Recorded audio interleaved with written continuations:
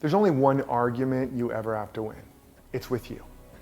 The truth is that you're not really in a relationship. All relationships are in you. You're not really in the world. The whole world is literally in your consciousness. But wherever there's a conflict or an argument, whether it's an argument with a person or an argument between you and a project or an ambition, it's always an argument within yourself.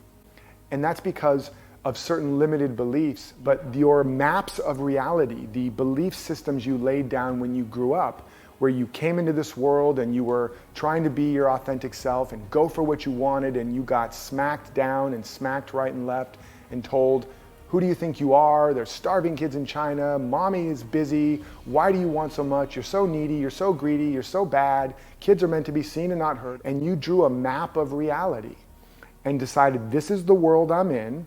It's a world where there's not enough to go around. It's a world where if you want it, you got to do it on your own.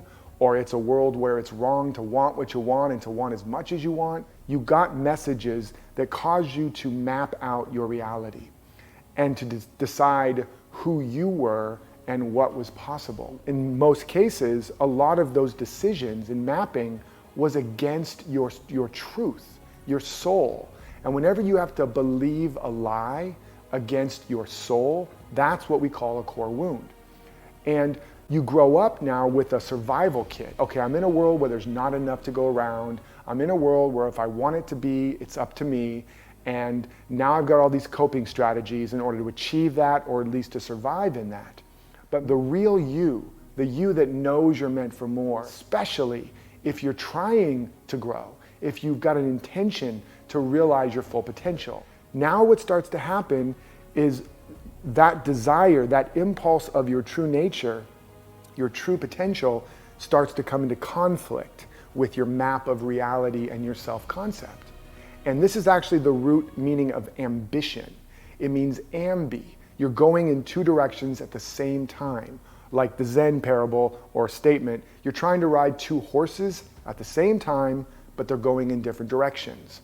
And that's why ambition killed Caesar, because it's tearing you apart. And then instead of understanding that the struggles, the conflicts, and the obstacles with people, places, or conditions are within you, you think it's out there. And so you argue with the people, you struggle with the condition, you push and pull and fight in a tug of war that you will never win. It will take you down, it will burn you out, it will break you apart. You know what I'm talking about. Why? Because the argument and the conflict isn't out there. It's 100% in here. And so you need to win the argument in your own heart, in your own consciousness. You need to begin to become a lawyer of a higher court inside yourself. You notice where there's a fear, conflict, or a pushing or a struggling, there's a fear.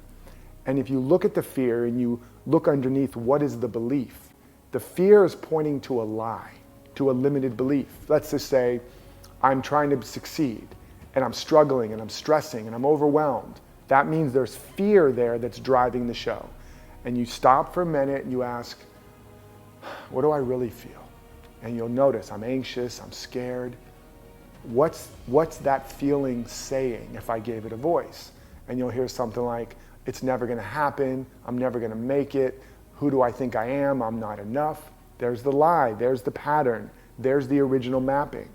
But that lie is pointing to a truth, which is the opposite of that, which is, I'm whole, I'm complete, I'm sourced by the infinite source.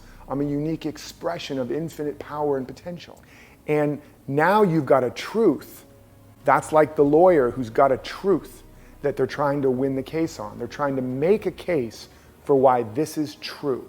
Now to do that, you want to become a student of truth. Universal principles of truth, like oneness, like energy and abundance is everywhere.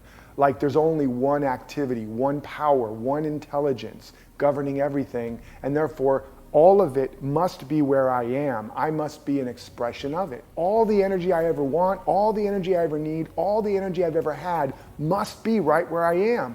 Oh yeah. And you start to feel the energy rise. You feel yourself coming into agreement with that truth. And what will happen, sometimes incrementally, other times dramatically, you'll begin to find that when that belief arises, I'm not enough, I don't have enough, it bumps into a stronger belief because you're winning the argument, which is, that's not true anymore. And eventually you notice people talk about how bad things are, there's not enough, and it doesn't touch you. And then you notice suddenly you're taking new actions, you're having new inspirations, and you're beginning to create all new manifestations because you won the only argument you ever need to win, and that is within yourself. Don't let any lie go through your court that you don't challenge and that you don't win the case on. If it takes you a day, a month, a year to win an argument for the truth, for love, for abundance, for health, for wealth, for your true destiny of greatness, isn't that worth putting the time into that case and winning that argument? I hope that this is inspiring you.